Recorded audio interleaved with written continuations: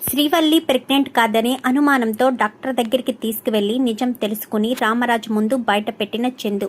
అసలు ఇదంతా ఎలా జరిగిందనేది వీడియోని స్కిప్ చేయకుండా చివరి వరకు చూడండి. ఇల్లు ఇల్లాలు పిల్లలు అప్కమింగ్ ఎపిసోడ్స్లో ఏం జరగబోతుందో ముందుగా తెలుసుకోవాలి అనుకుంటే వీడియోని లైక్ చేసి ఛానల్ని సబ్స్క్రైబ్ చేసుకుని పక్కనే ఉన్న బెల్ సింబల్లో ఆల్ పై క్లిక్ చేయండి. వల్లి నిజ స్వరూపం రామరాజు తెలుసుకోవాలి అని మీరు కూడా కోరుకుంటే కామెంట్లో ఎస్ అని టైప్ చేయండి. మొత్తం ఇది చూసుకున్నట్లయితే వల్లి కడుపుతో ఉంది కదా, ఇంకా వల్లిని భూమి మీద కాలు పెట్టకుండా రామరాజు చూసుకోవాలి అన్న ఉద్దేశంతో వల్లి చాలా హడావిడైతే చేస్తుంది. ఎందుకంటే వంటగదిలో వంట చేసుకున్నట్టు పాత్రలు పాడేసేసరికి ఏమైందమ్మా అంటూ రామరాజు రావడం, నాకు బాగా ఆకలిగా ఉంది మామయ్య అంటూ చెప్పడం, ఇంకీలోపు బుజ్జమ్మని నర్మదని ప్రేమను పిలిచి వల్లికి ఆకలి వేస్తుందంట, తను కడుపుతో ఉంది కదా, ఒట్టి మనిషి కూడా కాదు, తనకు ఏం కావాలో ఏంటో చూసుకోవాల్సిన బాధ్యత మీకు లేదా అంటూ రామరాజు ముగ్గురిని గట్టిగా మందలిస్తాడు.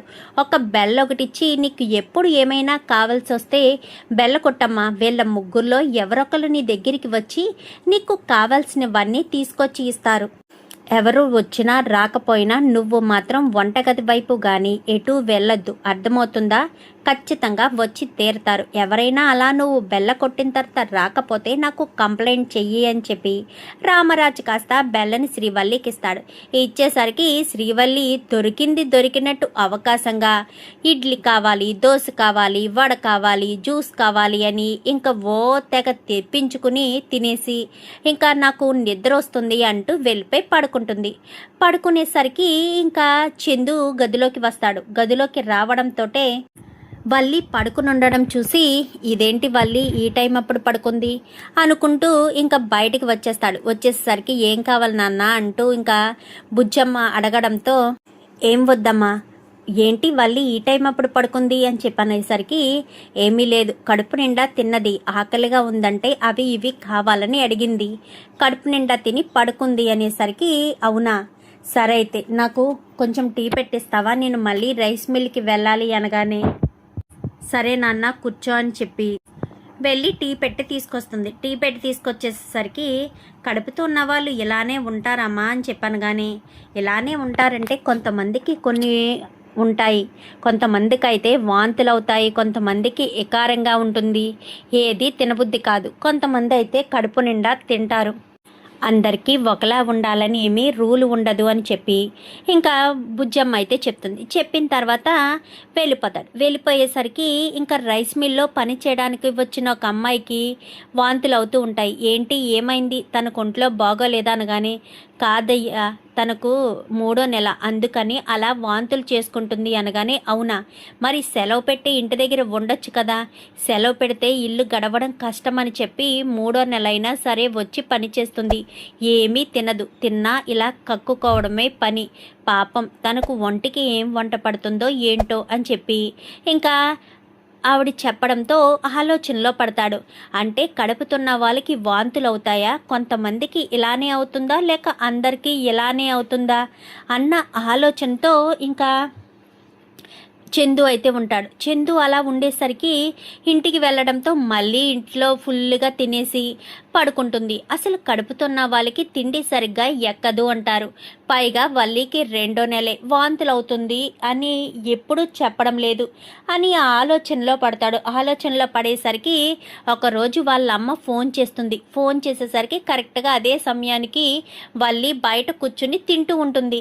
ఇంకా అవకాశం ఏముంది, పని ఏమీ లేదు, ఇంకా తినడం పడుకోవడం ఇదే పనిగా ఉండేసరికి బయట కూర్చుని తింటూ ఉండగా లోపల ఫోన్ రావడంతో ఫోన్ లిఫ్ట్ చేస్తాడు. ఫోన్ లిఫ్ట్ చేసి చౌదరి పెట్టుకునేసరికి అమ్మడు ఏం చేస్తున్నావు అమ్మడు, నీకు వాంతులు అలాంటివి ఏమన్నా అవుతున్నాయా, అయినా అలాంటివేమీ కావులే, జాగ్రత్త, ఎవరికి ఎలాంటి అనుమానం రాకూడదు అని ఫోన్ పెట్టేస్తుంది. ఇదేంటి వాంతులు అవుతున్నాయా అని అడిగింది. ఎవరికి ఎలాంటి అనుమానం రాకూడదు అని చెప్పింది. ఏం మాట్లాడుతున్నావో ఏంటో అర్థం కావట్లేదు, ఎందుకు ఇలా అన్నదో ఏంటో తెలియడం లేదు, ఆలోచించుకుంటూనే వెళ్ళిపోతాడు. వెళ్ళిపోయేసరికి సర్లే అని ఇంకేం మాట్లాడకుండా 1 నెల గడిచిపోతుంది.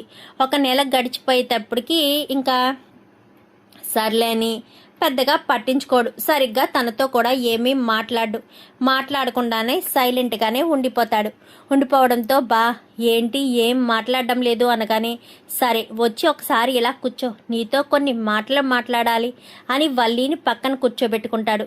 చెప్పు అని చెప్పనేసరికి, నీకు వాంతులు అవుతున్నాయా అనగానే, లేదు అని చెప్పనేసరికి, ఎకారంగా కానీ ఇంకా ఏదైనా తినాలనిపిస్తుందా కానీ ఏమన్నా ఉందా, పుల్ల కానీ పుల్లగా ఏమీ తినాలని లేదు మామూలుగా తింటూ ఉంటున్నాను అంతే, వికారం వాంతులు అలాంటి ఏమీ లేవు అని చెప్పి వల్లి చెప్తుంది.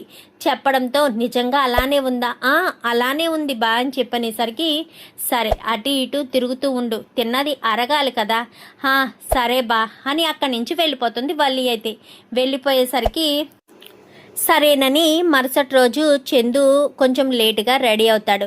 అదేంట్రా ఇంకా వెళ్ళలేదేంటి అని చెప్పి రామరాజు అడగడంతో, వెళ్తానమ్మా, ఖచ్చితంగా వెళ్తాను అంటే వల్లికి 3వ నెల వచ్చేసి ఉంటుంది కదా, ఒక్కసారి హాస్పిటల్కి తీసుకెళ్ళి చెకప్ చేయించి అప్పుడు వెళ్తాను అని మాట్లాడడంతో, నన్ను హాస్పిటల్కి తీసుకువెళ్తావా నిజంగా తీసుకెళ్తావా అని చెప్పి అడుగుతూ ఉంటుంది వల్లి. అవును, నీకు 3వ నెల వచ్చింది కదా, నిన్ను హాస్పిటల్కి తీసుకెళ్ళి హాస్పిటల్లో చెకప్ చేయించాలి, నీ ఆరోగ్య పరిస్థితి ఎలా ఉందో ఏంటో, కడుపులో ఉన్న బిడ్డ ఎంత ఆరోగ్యంగా ఉన్నాడో ఏంటో తెలుసుకోవాలి, అందుకే హాస్పిటల్కి తీసుకువెళ్తాను అని చెప్తున్నాను అని చెప్పనేసరికి, సరే నేను వెళ్ళి రెడీ అయి వస్తాను అని గబగబా బెడ్రూమ్లోకి వెళ్ళి రెడీ అయి వస్తుంది. రెడీ అయి వచ్చేసేసరికి ఇంక ఈలోపు నర్మద వాళ్ళతో చందు మాట్లాడుతుంటాడు. ఏమైంది బావగారు, ఎందుకంత డల్గా ఉన్నారు, వల్లి యొక్క కడుపుతో ఉందన్న సంతోషం మీ ముఖంలో కనిపించట్లేదు,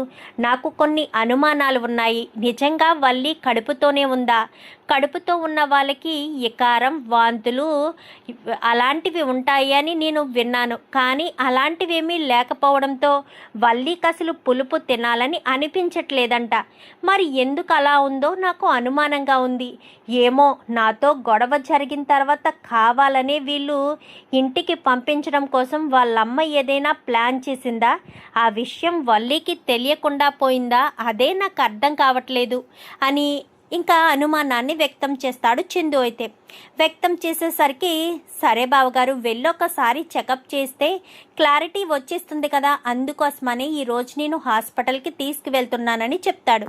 చెప్పేసేసరికి, సరే బావగారు ఏ విషయం ఏమైంది అనేది నాకు చెప్పండి అని నర్మది చెప్తుంది. సరే ఇంకా వెళ్ళొస్తానని వల్లి అని పిలిచనేసరికి, వస్తున్నా అని చెప్పి గబగబా వస్తుంది.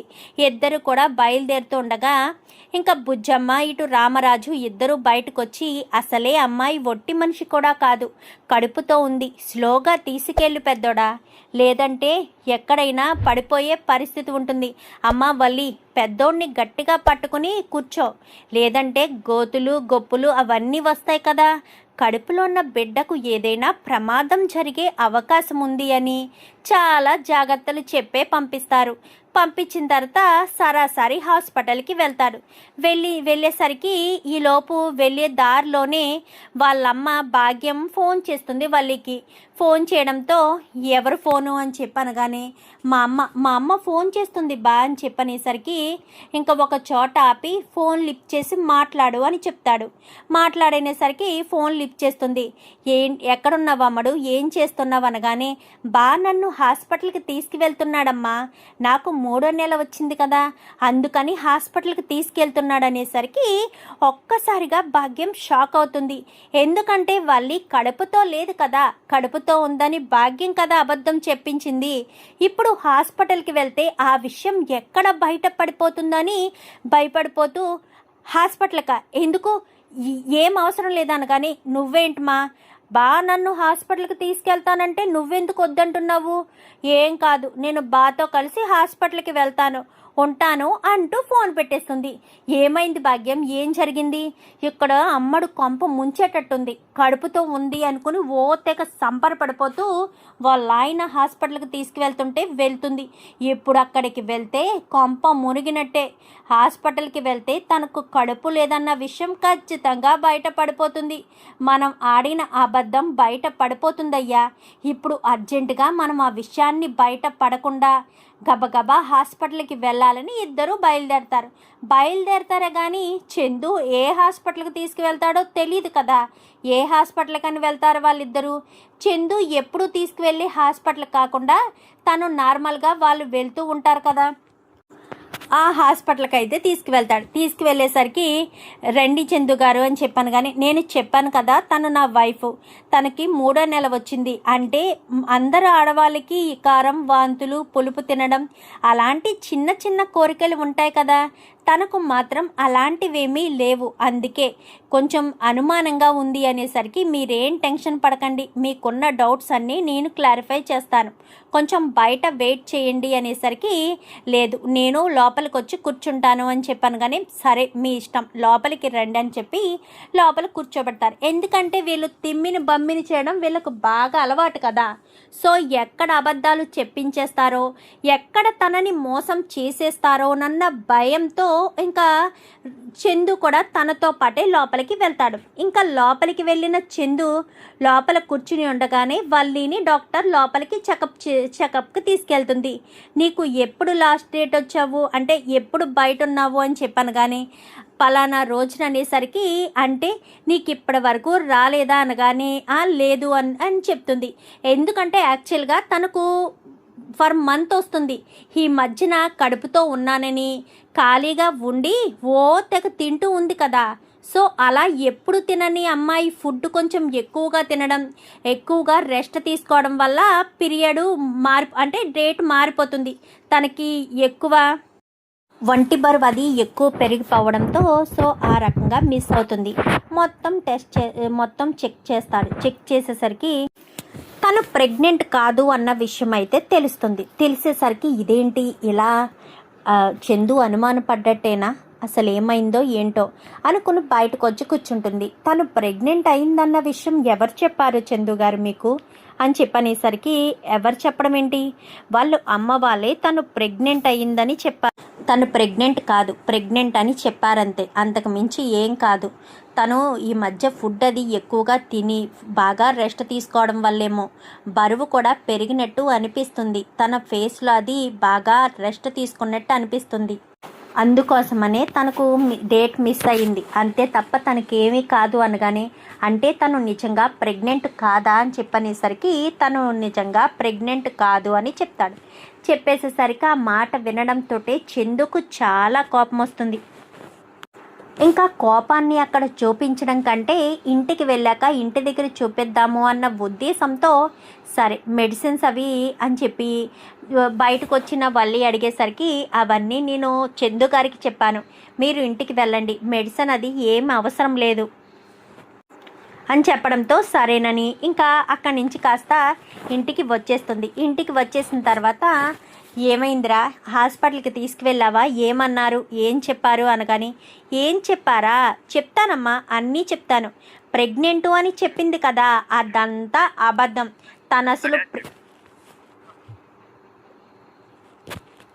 అదంతా అబద్ధమమ్మా, తను అసలు కడుపుతోనే లేదు అనేసరికి ఏంట్రా పెద్దోడా ఏమంటున్నావు అని చెప్పాను. కానీ అవును నాన్న, తను అసలు కడుపుతోనే లేదు, కడుపుతో ఉన్న వాళ్ళకు ఈ కారం, వాంతులు అలాగే పుల్లగా తినాలని అనిపించేవి ఇలాంటివన్నీ ఉంటాయని నేను 2-3 కనుక్కున్నాను. అవును నన్ను కూడా అడిగావు కదా అనగానే, అలాంటి అభిరుచులు కానీ అలాంటి సింటమ్స్ కానీ వల్లి దగ్గర నాకు కనిపించలేదు.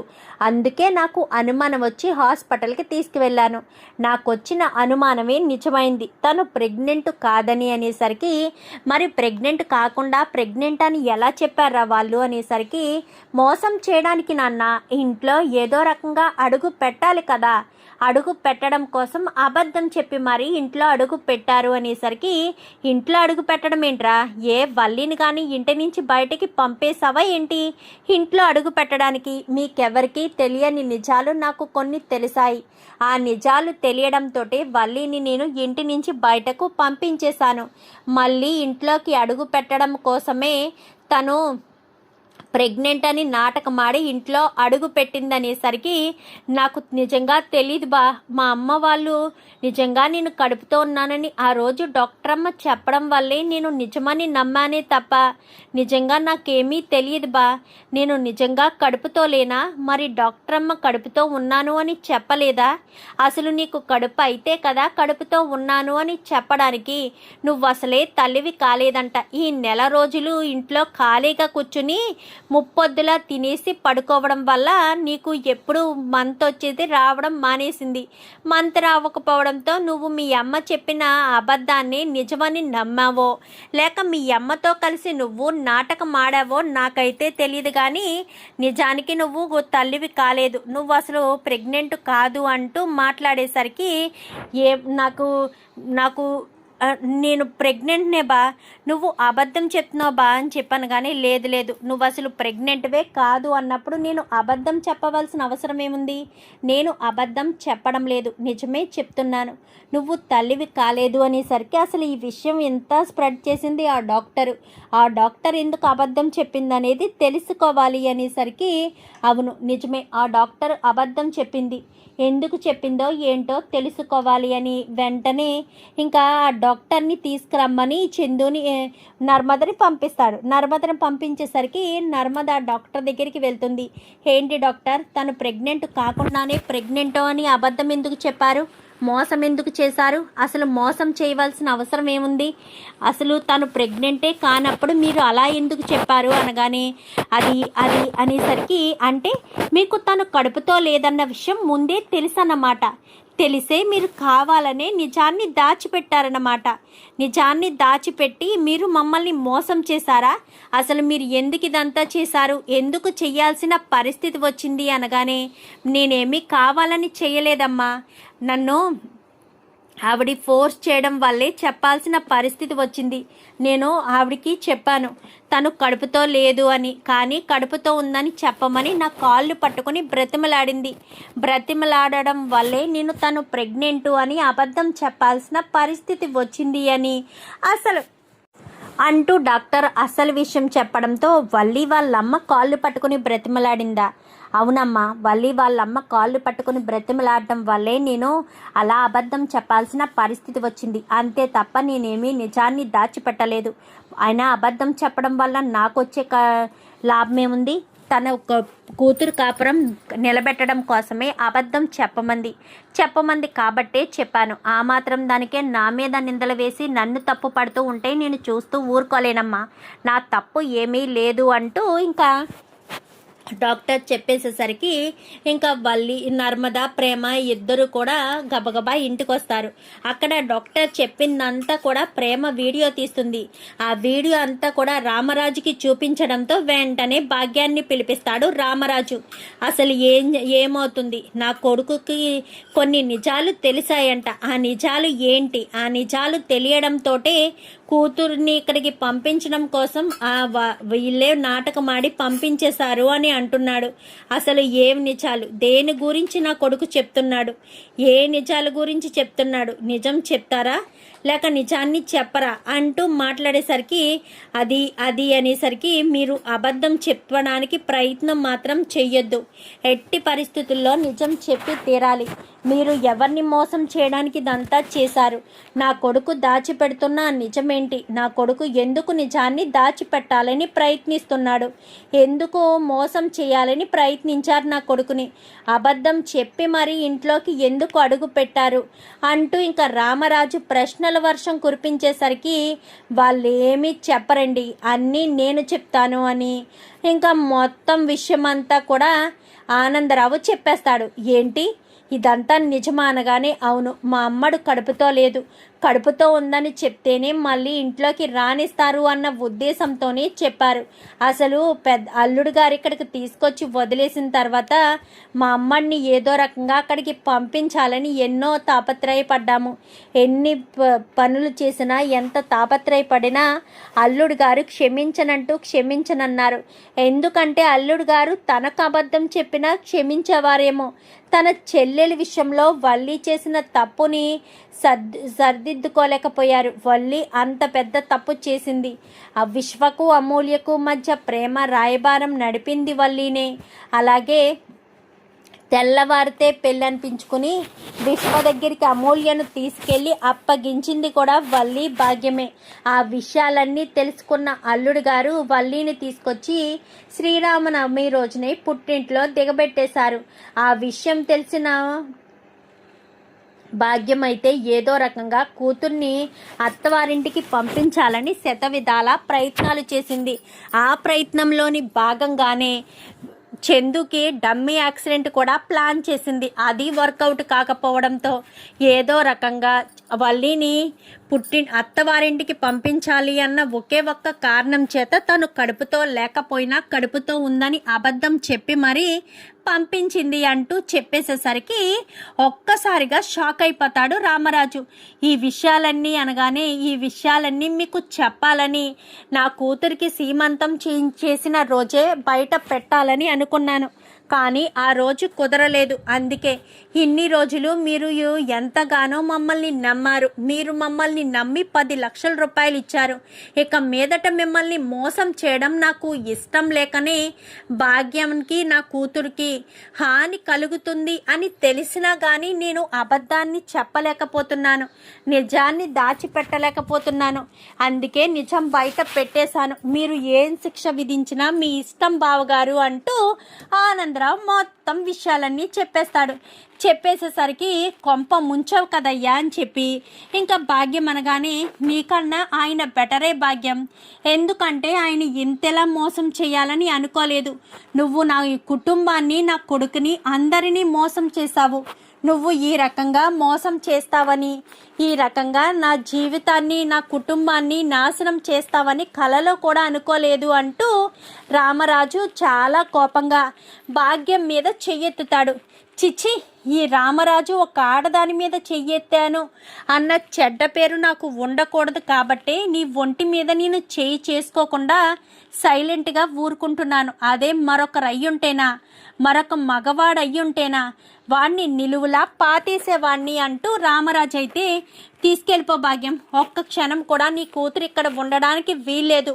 నీ కూతుర్ని తక్షణమే ఇంట్లోంచి బయటకు తీసుకెళ్ళిపో. నీ కూతురు గనక ఇక్కడ ఉంటే నేను భరించలేను. నీ కూతురు నీ ఉనికిని కూడా నేను తట్టుకోలేను అంటూ చాలా కోపంగానే మాట్లాడేసరికి ఇంకా ఆ కోపాన్ని తట్టుకోలేక వల్లి వాళ్ళు మామయ్య గారు అంటూ కాళ్ళ మీద పడిపోతుంది. చూడమ్మా వల్లి, నీ మీద నాకు ఎప్పుడూ కోపం రాలేదు. ఎందుకంటే నువ్వు నా ఇంటికి తగ్గ కోడలివి అని నేను నమ్మాను కాబట్టి. కానీ నువ్వు నా ఇంటికి తగ్గ కోడలివి కాదు అని తెలిసాక ఒక్క క్షణం కూడా నిన్ను నేను భరించలేకపోతున్నాను. నీ ఉనికినే నేను తట్టుకోలేకపోతున్నాను. తక్షణమే నువ్వు నా ఇంటి నుంచి వెళ్ళిపో. నా కొడుకు జీవితాన్ని నేను నాశనం చేశాను. నా చిన్న కొడుకు, నా నడుపు కొడుకు ప్రేమించి పెళ్లి చేసుకున్నారని, నా పెద్ద కొడుక్కి ఏరి కోరి మంచి సంబంధం తీసుకొచ్చి వాడి భవిష్యత్తును బంగారు బాటలా తీర్చిదిద్దాలి అన్న ఒకే ఒక అజెండాతో ఉన్న నేను నీ మాయలో, మీ కుటుంబం మాయలో పడిపోయి నా పెద్దోడికి ఇంతకు మించి మంచి సంబంధం దొరకదని, ఇంతకు మించి మంచి కుటుంబం దొరకదని, ఇంతకు మించి మంచి అమ్మాయి దొరకదు అన్న ఒకే ఒక్క ఆలోచనతో ఉండి నిన్ను ఇంటి కోడలుగా తీసుకొచ్చాము. నేను ఎంత పెద్ద తప్పు చేశాననేది ఇప్పుడు నాకు బాగా అర్థమవుతుంది అంటూ రామరాజు కాస్త అసలు విషయం బయటపెట్టి వల్లిని, చందుని తక్షణమే వల్లిని, భాగ్యాన్ని, రామరాజుని ముగ్గురిని కూడా ఇంట్లోంచి బయటికి వెళ్ళిపోమని చెప్తాడు. వెళ్ళిపోమని చెప్పేసరికి అది కాదన్నీ గారు అనగాని ఇంకా మాట్లాడేవనుకో నేను సరాసరికి పోలీసులకి ఫోన్ చేస్తాను. నువ్వు నా కుటుంబాన్ని సైతం మోసం చేసావని, మా కుటుంబాన్ని మోసం చేసి నా కొడుకు జీవితాన్ని నాశనం చేశావని నీ మీద పోలీస్ కంప్లైంట్ ఇచ్చి మరి నిన్ను అరెస్ట్ చేయించడానికి కూడా నేను వెనకాడను భాగ్యం. అర్థం చేసుకుని నువ్వు ఇక్కడి నుంచి వెళ్ళిపోతే బాగుంటుంది అని రామరాజు కాస్త వార్నింగ్ ఇస్తాడు. చూద్దాం మరి రాబోయే ఎపిసోడ్స్లో ఏం జరుగుతుందో. వీడియో నచ్చితే లైక్ చేసి ఛానల్ని సబ్స్క్రైబ్ చేసుకోండి. Thank you for watching.